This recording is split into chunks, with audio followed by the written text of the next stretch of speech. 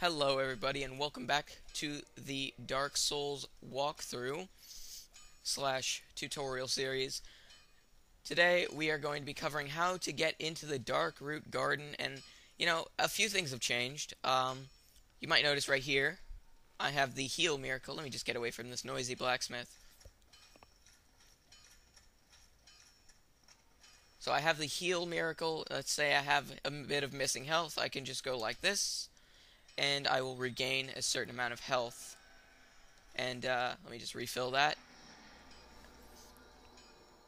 Now, another thing I've done is that for the past like 30 or so minutes, I did a bit of soul farming at the Dragon Bridge. I raised up about 10,000 souls.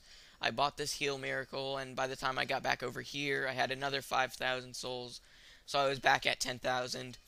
So I got down here and I purchased about 11 Titanite shards, and I upgraded my Night Shield to +5. So now this is the current stats right here, and it's not so bad, not looking bad. And as I was exploring around here, not exploring new areas or anything, but as I was running around the old areas, I noticed that we still have a lot of things to cover before we even get to a new area. So that's a good thing, though. That means I'm not getting too far ahead of myself. But in the meantime, there is, however, I mean, it kind of contradicts what I just said, but there is one new area that we're going to explore today, and that is the Darkroot Garden / Basin, which is two different areas, the Darkroot Garden and then the Darkroot Basin. Now, we're going to go down here. The only problem, right, only thing that stands between me and the Darkroot Basin is this guy down here. So let's get to it. Now, if you wanted, you could cheese this dude with arrows, but probably take a while. Yeah, it'd really take a while. But this is how you do it if you wanted to. He just shoots lightning at you from a distance. If you get close, well, you'll probably see what happens. Yeah, I'm not going to do that. That's really lame. Alright, this is going to be... Oh, God. Here it comes. That attack is nasty. You want to get... Main goal for this guy is get to the side of him and don't get hit. But right here. This is the spot right here. And just block. When he jumps up in the air, just block. But you want to get between his arm and his tail. This spot right here. As quickly as possible, because he does have that third follow-up attack, and that will drain your stamina and shield break you. Ow. Okay, I'm gonna need to back off. See if I can get him to throw some lightning. Yeah, alright. So we're back in the projectile range. So I can heal. So basically, whenever you need to heal, just back off. He's too slow to come after you, so... But just remember that lightning is easy to dodge, you know. It's pretty ridiculous if you do get hit. But you don't want to get hit with that jumping attack, because it's very difficult to block, and it will drain most of your stamina.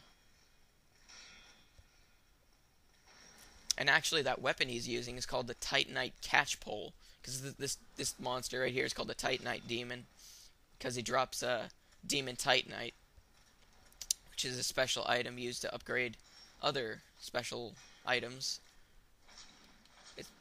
And basically, we want that for later on in the game. And I forgot what I was saying, but I'm pretty sure it was somewhere along the lines of, this guy's tough, and you don't want to get hit. Yeah, that attack is really nasty. Oh yeah, I was talking about the Titanite Catchpole.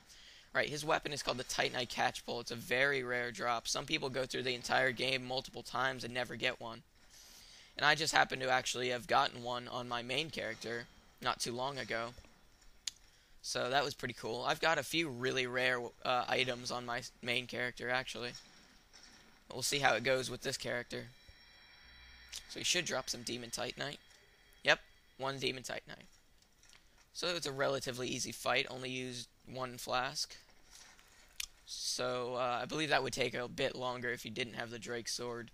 So this is, just go through the doors here, and we have an area called the Darkroot Garden. And this area has a few new enemies.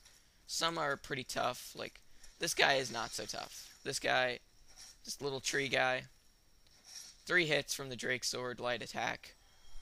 They'll go down. Now, let me tell you something. These guys drop a very important item, and I highly recommend coming here before you go to ring the second bell, before you go to Blighttown. Because down at the bottom of Blighttown, there's tons of poisonous sludge that you have to walk through, and there's almost no way of avoiding becoming poisoned. And what that means is basically your health slowly drains while for a certain amount of time, and that time is displayed through a little meter that slowly decreases. But at this low of level, my health, I would be dead before that meter ever, became empty. So the item that these guys drop is called the purple moss, and basically it's a consumable item that cures poison. So it's pretty much necessary. Now that leads to the Darkroot Basin, and we're going to be exploring there later. But there's also a Black Knight down there with a halberd, I think, that you don't want to mess with. So right there, purple moss. These guys drop it really frequently. They have a really high drop rate for this stuff. So yeah, farming these guys is really easy, especially because there's a hidden bonfire coming up that I'm going to show you guys.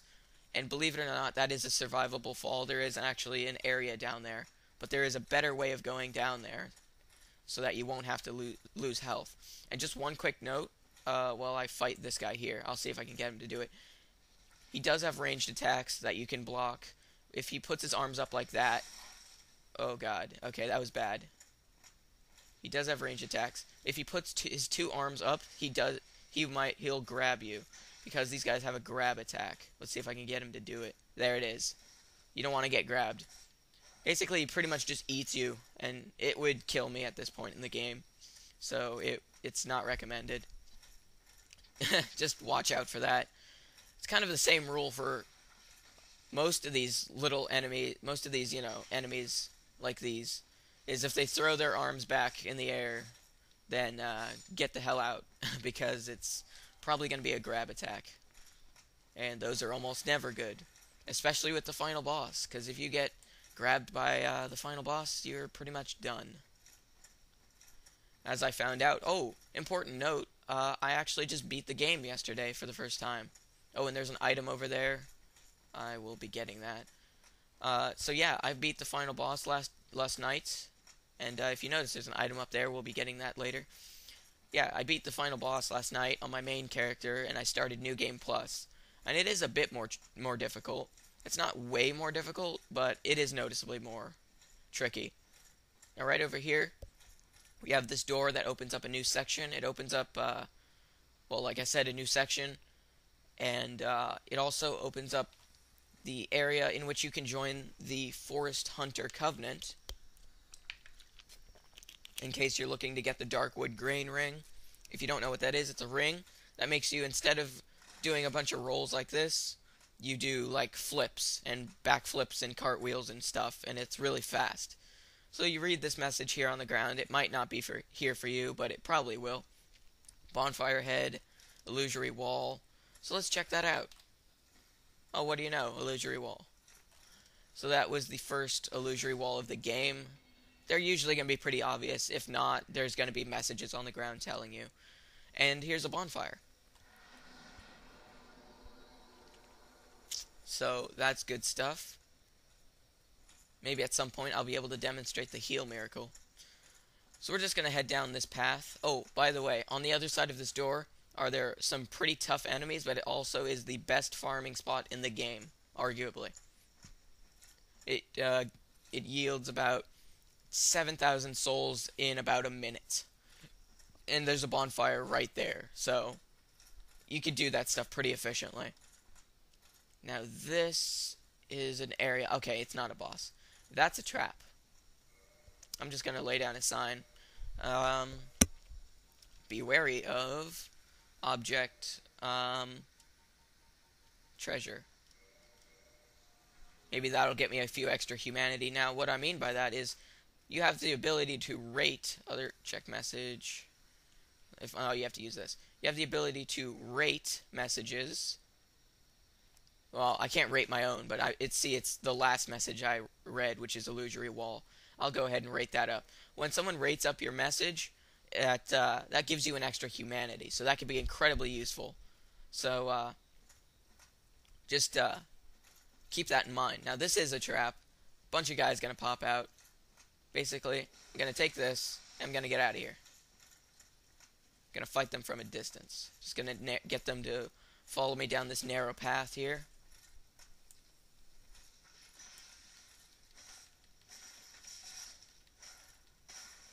Ow, this is gonna be a bit tough. Oh, these guys also drop an item called red moss. It cures bleeding effect. It cures the bleeding effect right there. Blooded moss. Good timing. And more blooded moss. Yeah. So if you have, it reduces bleeding. The bleeding effect. If an enemy uses a weapon that does bleeding damage, it will reduce that effect. Yeah. So what does this say? I did it. All right. Well. This is something you will see it very often, is messages on top of weird objects. People love jumping on top of things that you wouldn't normally be able to get onto, and leaving messages there. And my voice is getting a little odd, so I'm going to take a sip of my water. This is going to be a standard thing for this walkthrough. I'm always going to have a drink with me, because, God, I do need to talk a lot during this. There's so much to explain. Now, this area you need to be a bit wary of, because there are these guys called giant... I don't know what they're called. They're giants. Basically giant knights. I think they're called stone knights or something like that. There's one over there. You can see him laying down. They only wake up when you go near them. Now, first thing, you notice this suspicious looking tree. And you can tell it's suspicious because it's very, very different from the background. And also, the roots are moving, if you can tell. So, slice this tree up a bit, and when you hit it, it has a life bar. You notice. So, slice this up. It's not hostile or anything. And this unlocks a secret area that we're going to explore. And this is how you get that item that I told you about earlier, because some people actually don't know this. And there's these weird guys here that drop some plant, some green plant or something that what is it? Increases your stamina. It's pretty useless. For a short amount of time, I should say. It's pretty useless. And here we see another tree. I'm just gonna go past it. No point. Takes too long anyway. Okay, just running around. There are gonna be a couple of these guys, and oh man, it looks like there's gonna be a stone knight. So I'll see if I can get the attention of the red dudes first. They do a bit of damage, so be careful of that. But if you have the Drake sword, you should be fine. Just checking for more. There's an item there. Oh, okay. Not gonna die here.